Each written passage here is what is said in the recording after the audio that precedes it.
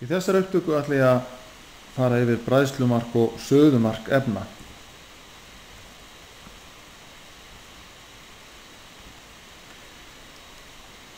Öll efni bráðna við ákveðið hitastig og þau sjóða líka við ákveðið hitastig. Þegar að efnin bráðna þá kallast það bræðslumark og þegar þau fara að sjóða þá kallast það suðumark. Og þessi efni, þetta hitastig er mismunandi eftir efnum, en þau hafa öll, eða nær öll, annarkvort bræðslumark. En þau hafa nær öll bæði sitt eigið bræðslumark og suðumark. En þau eru mjög mismunandi hver þessi mörk eru eins og þetta eftir að koma af stað. Vetni hefur til dæmis bræðslumarkið 259 gráður Celsius. Það er að segja þegar þessi hitastigi er náð 259 gráður og þá fer vetni að bráðna.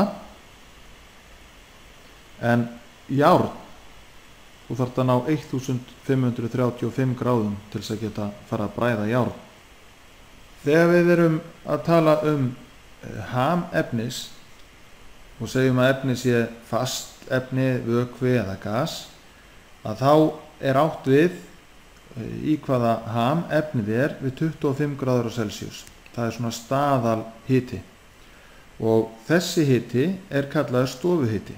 Þannig að þegar þú sérð einhvern tímann eða spurt hver er hamur efnis við stofuhita, að þá er átt við 25 gráður Celsius. Þetta er eitthvað sem þú þarft að hafa vel í huga.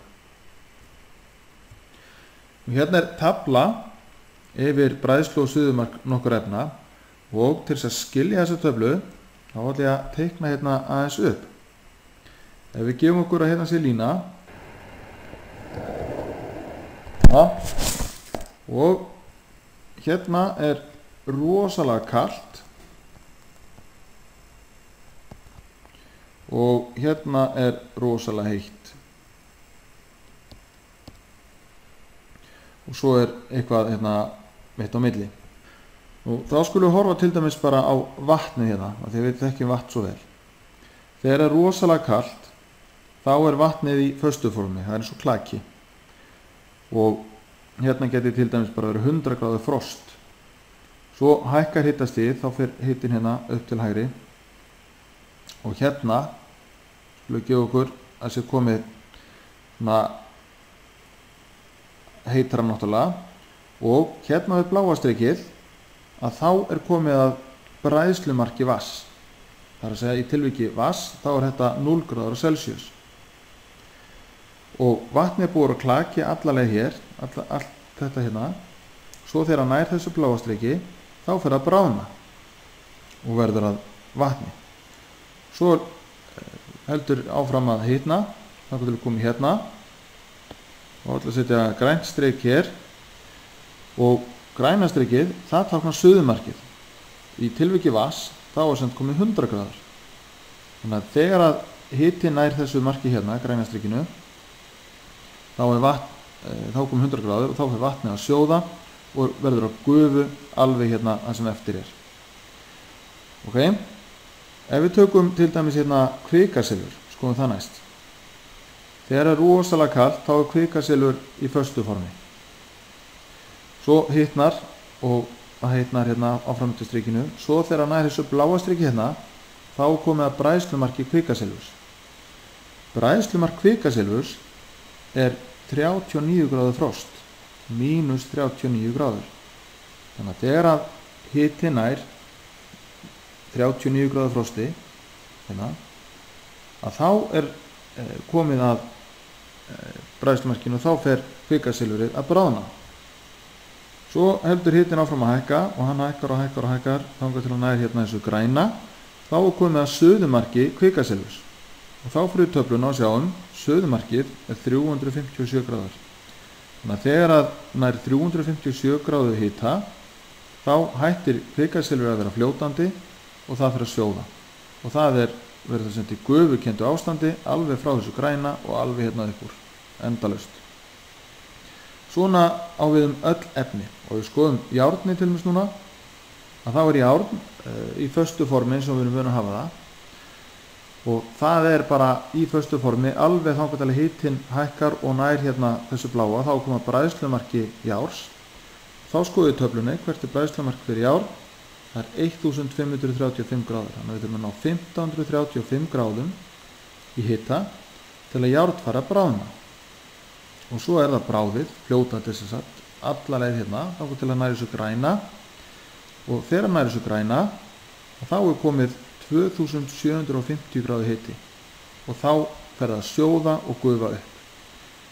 Það er ekki margir staðir þar sem að járn er í loftkenndum ham, en það er til, og til dæmis á sólinni, þá er það, ef það væri járn á sólinni, þá var það í gasham eða loftkenndum ham.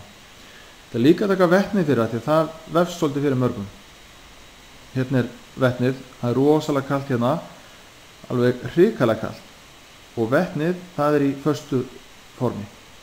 Og það er ennþá alveg rosalega kalt, svo fyrir að hitna og hitnar, þannig til að næri þessu bláa, að þá er mínus 259 stiga frost. Það er ennþá rosalega kalt, en vetnið verður samt að fljótandi ham þegar hann næri þessum 259 gráðu frosti.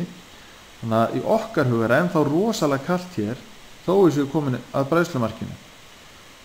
Þegar hann næri þessum hita sem er kuldi í okkar huga, mínus 259 gráður, þá verður vetnið að fljótandi vökva.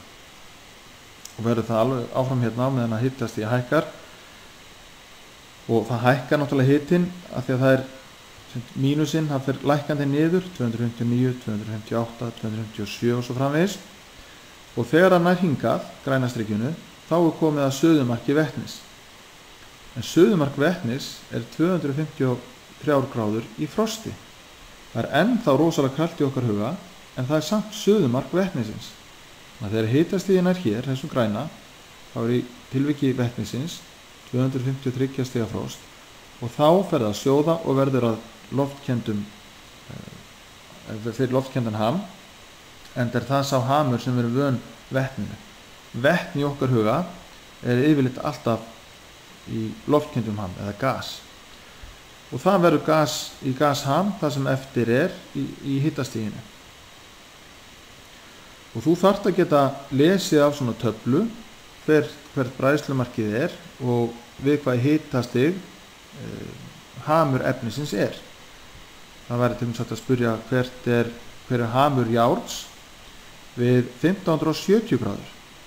Þá sérðu það við 1535 gráður, þá verður það bráðið, og það er ennþá bráðið þangað til að nær 2750 gráðum. Þannig að það er í fljótandi ham við það hitastig sem ég nefndi. Og sama hátt með vetnið. Vetnið er í föstum ham við mínus 260 gráður, en er í 255 gráðum til dæmis, 255 gráður frosti, þá er það fljótandi. Þessi atriði þarf þú öll að hafa á hreinu.